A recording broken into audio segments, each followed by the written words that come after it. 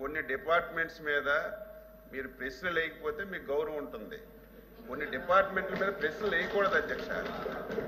Liquor మీద ప్రశ్నలు వేయడం ఏంటి అధ్యక్ష? లిక్కర్ మీద ప్రశ్న వేయడం ఏంటి? అందులో మళ్ళీ క్యాలిక్యులేషన్ సార్. గత డిసెంబర్లో ఎంత సరుకు, ఈ డిసెంబర్లో ఎంత సరుకు బాగా తాగించేస్తున్నారు అధ్యక్ష. 5 సంవత్సరాలు ఒక్క బ్రాండెడ్ లిక్కర్ ఈ ఆంధ్రప్రదేశ్లో దొరికింది అధ్యక్ష. ఆంధ్రప్రదేశ్లో చాలా మంది అధ్యక్ష ఆ రోజు బూమ్ బూమ్ ప్రెసిడెంట్స్ మెడల్ అని చెప్పి మన టీ దుకాణంలో అధ్యక్ష టీ దుకాణంలో టీ చేసి అధ్యక్ష టీ దుకాణంలో టీ చేసి వెంటనే ఇస్తే తాగేసేటట్టుగా వీళ్ళు సొంత కంపెనీల్లో లిక్కర్ తయారు చేసి నాసిరకం లిక్కర్ తయారు చేసి ప్రజల ప్రాణాలతో ఆడుకొని ఆ రోజు చాలా మంది ఇతర రాష్ట్రాల్లో బ్రాండెడ్ సరుకు అంతా తెచ్చుకొని వాటికి ట్యాక్స్ లేకుండా ఆ రోజు తాగారు. ఈ రోజు అదంతా స్ట్రీమ్ లైన్ చేసి కట్టడి చేసి ప్రతి పైసా ప్రభుత్వ ఆదాయానికి తీసుకొస్తుంటే దానికి డొంక తిరుగుడుగా మీరు ఎక్కువ తాగించేస్తున్నారని ప్రశ్న వేయడం సబబు కాదు. రెండవది బెల్ట్ షాపులు అధ్యక్ష. అధ్యక్ష మీరు వినాలి, బెల్ట్ షాపుల గురించి మాట్లాడుతున్నారు. 2014-24 మధ్యన ఏ మార్కెట్లోకి వెళ్ళినా సరే కొత్త రకం ప్యాంట్లు వచ్చాయి అధ్యక్ష. నేను కూడా చూశాను. ఒక ప్యాంట్కి 15 పాకెట్లు ఉండే. నేను ఎక్కడ చూడలేదు. ఏంటి 15 పాకెట్లు ప్యాంటు దొరికిందంటే 15 బాటిల్స్ పాకెట్లో పెట్టుకొని ప్రతి ఇంటికి వెళ్ళి డోర్ డెలివరీ చేసి మద్యం తాగించిన వాళ్ళు ఈరోజు బెల్ట్ షాపుల గురించి మాట్లాడుతున్నారు. బెల్ట్ షాపుల గురించి మాట్లాడుతున్నారు. నేను వైసీపీ ఎమ్మెల్సీలకి నేను ఒకటే కోరుతున్నాను, లిక్కర్ మీద, శాండ్ మీద, మైన్ మీద, భూముల మీద మీరు ఎన్ని క్వశ్చన్లు తగ్గించుకుంటే అంత గౌరవం పెరుగుతుంది తప్ప ఏదో అడ్డగోలుగా మాట్లాడి ప్రభుత్వాన్ని మీరు ఏదో ఇరకన పెట్టాలంటే అది మీరు అవివేకము. ప్రజలు నవ్వుకుంటున్నారు.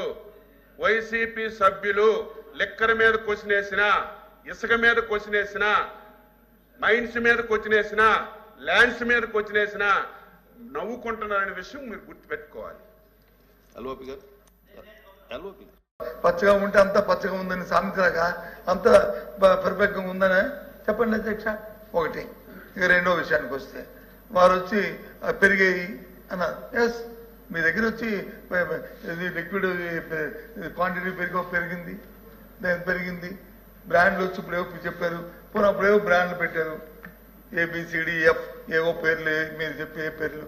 ఆ బ్రాండ్లు ఏమైనా ఉండట్లేదా షాపుల్లో? సేమ్ బ్రాండ్సే మళ్ళీ కంటిన్యూ అవుతున్నాయి కదా. ఏమైనా మార్చారా?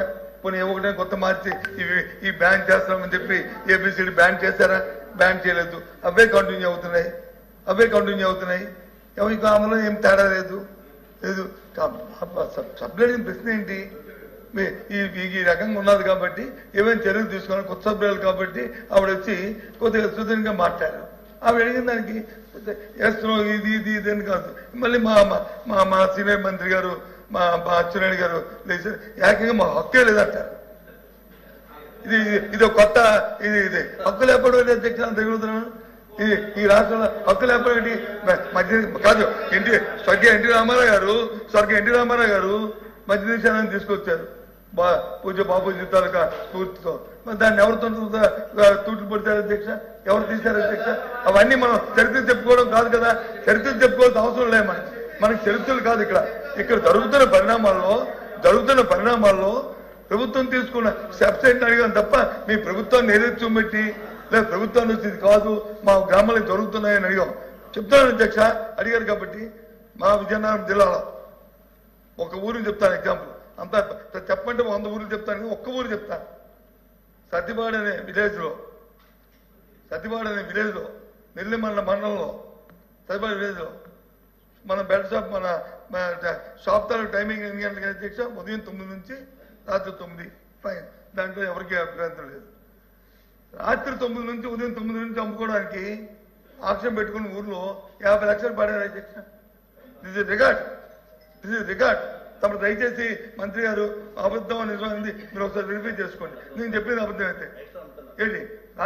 ఎగ్జామ్ కాదు, 9 నుంచి 10 వరకు అమ్ముకోవద్దు కదా. ఆ టైంలో 9 నుంచి 10 మళ్ళీ బెల్ట్ షాప్ అమ్ముకోవడానికి ఆ డబ్బులు అది అది శ్రీనివాస్ గారు చేస్తున్నారు మాట్లాడమండి సార్, నేను మళ్ళీ మాట్లాడతాను. మా జిల్లా మంత్రి గారు నేను మాట్లాడుతున్నాను, అయిపోలేదు. వారు మాట్లాడుతున్నాను, నేను కూర్చున్నాను. అవకాశం ఇస్తే లేకపోతే మాట్లాడతాను. అయిపోయిన తర్వాత మాట్లాడండి. నేను ఎందుకంటున్నానంటే ఇదేమో వేరే చూడండి, ఇంకా జరుగుతున్న పరిణామ విషయాన్ని మీ దృష్టి తీసుకొస్తున్నాను. జరుగుతున్న విషయాల్ని తమ దృష్టికి తీసుకొస్తాను. మీరు అడిగారు కాబట్టి, ఏదైనా ఉంటే చెప్పన్నారు కాబట్టి మాట్లాడితే మాట్లాడండి, నేను కూర్చుంటాను. పర్వాలేదు, మంత్రి దగ్గరికి మాట్లాడు. గురించి అసలు 2004 నుంచి 14 వరకు మద్యం గురించి జరిగిన విషయం ఏంటో మనం మర్చిపోతామా? అంటే విజయనగరం జిల్లాలో మద్యం ఎలాగ అమ్మాలనే దాన్ని నేర్పించింది ఎవరు? అసలు మద్యం ఏ రకంగా ప్రమోట్ చేయాలని చెప్పింది ఎవరు? అసలు ఏ రకంగా వెళ్ళిందని చెప్పింది ఎవరు? అధ్యక్ష, ఖచ్చితంగా మేము చెక్ చేసుకుంటాము.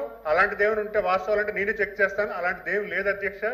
చాలా ట్రాన్స్పరెంట్ గా వెళ్తుంది ఈ ప్రభుత్వం. అయితే ఖచ్చితంగా గౌరవ ముఖ్యమంత్రి వాళ్ళ ఆదేశం మీద ప్రతిదీ కూడా వెళ్తుంది. అలాంటి పరిస్థితే లేదు. అసలు 2004 నుంచి 14లో జరిగినటువంటి విషయం